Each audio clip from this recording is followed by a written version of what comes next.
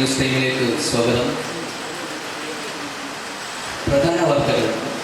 Ramli educational കോംപ്ലക്സിൽ ഒച്ച art ഫെസ്റ്റിന് പ്രൗഢോജ്ജലമായ തുടക്കമിട്ട് വിദ്യാർത്ഥി പടയണിയായ റംലി സ്റ്റുഡൻസ് അസോസിയേഷൻ.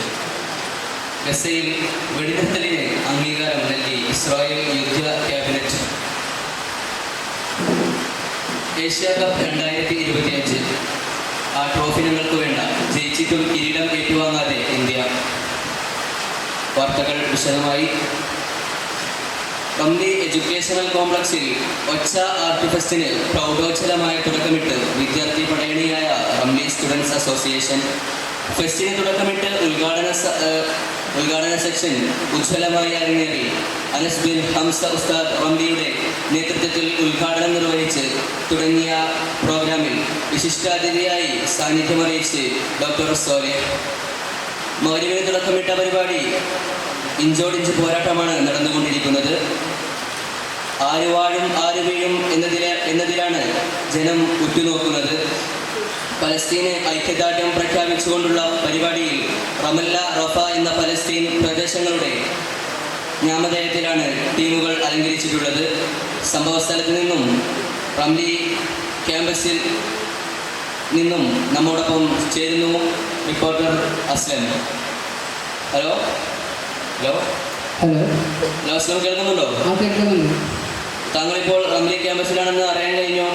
എന്താണ് ഇപ്പോഴത്തെ അവിടുത്തെ സാഹചര്യം? ആര് വാഴും ആര് വീഴും എന്നതിലാണ് ഇപ്പോൾ നിന്നുകൊണ്ടിരിക്കുന്നത്. ആരാണ് ഇപ്പോൾ മുന്നിട്ടുകൊണ്ടിരിക്കുന്നത്? എന്താണ് ഇപ്പോൾ അവിടുത്തെ സാഹചര്യങ്ങൾ? ഹലോ സാബിത്, ഇവിടുത്തെ സാഹചര്യം രണ്ട് ടീമുകളും നല്ല രീതിയിൽ തന്നെ കൊണ്ടുപോവുകയാണ്. ടീം റമലയാണ് ഇപ്പോൾ പോയിന്റിൽ മുൻപന്തിയിൽ. ഇവിടുത്തെ ടീം എന്ത് ഉച്ചത്തിലാവണം ഒച്ച എന്നതാണ്. അതിനനുസരിച്ച് തന്നെ അവരുടെ പരിപാടികൾ നടന്നുകൊണ്ടിരിക്കുന്നു. സംഭവ സ്ഥലത്ത് നിന്ന് ഒരു വിദ്യാർത്ഥി ഇവിടെയുണ്ട്. നമുക്ക് അദ്ദേഹത്തോട് ഇവിടുത്തെ പരിപാടിയുടെ അഭിപ്രായങ്ങൾ ചോദിക്കാം. നല്ല അഭിപ്രായം തന്നെയാണ്. വളരെ പ്രൗഢോജ്ജലമായിട്ടാണ് ഇവിടുത്തെ പരിപാടികളെല്ലാം അരങ്ങേറുന്നത്.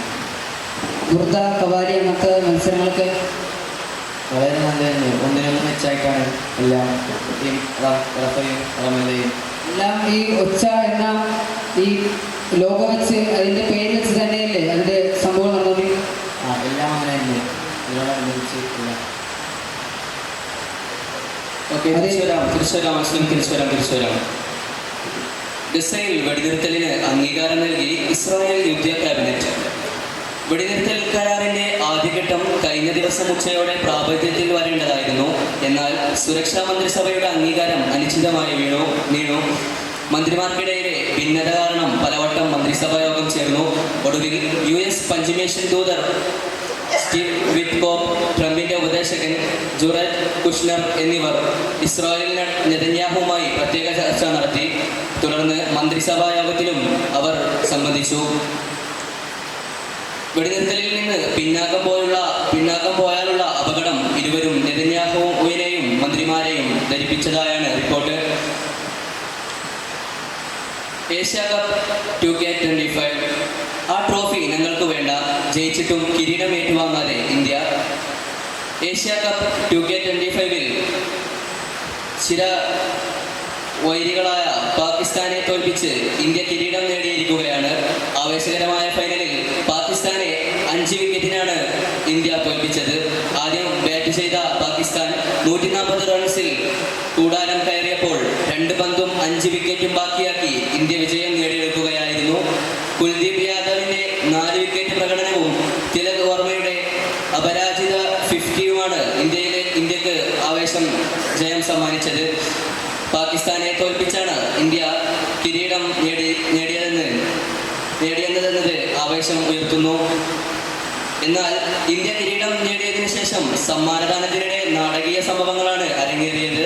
കപ്പ് നേടിയിട്ടും ഇന്ത്യൻ ടീം കിരീടം ഏറ്റുവാങ്ങാൻ തയ്യാറായില്ല. വിജയികൾക്കുള്ള മെഡൽ പോലും ഏറ്റുവാങ്ങാതെയാണ് ഇന്ത്യ വിജയം ആഘോഷിച്ചത്. ചരിത്രത്തിലെ ആദ്യ സംഭവമാണിത്. വാർത്തകൾ അവസാനിക്കുന്നു. അസ്സലാമു അലൈക്കും വറഹ്മത്തുള്ളാഹി